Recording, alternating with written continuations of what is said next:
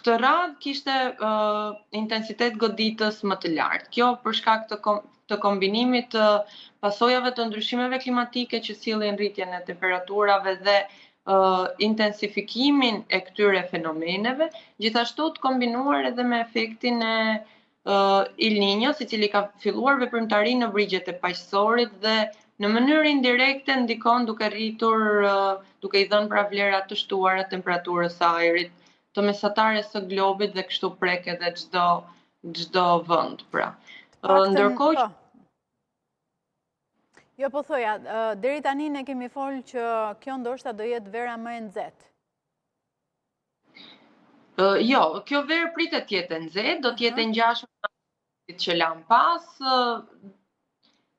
Pritet që 2027 të jetë vit më i nxehtë se sa 2026.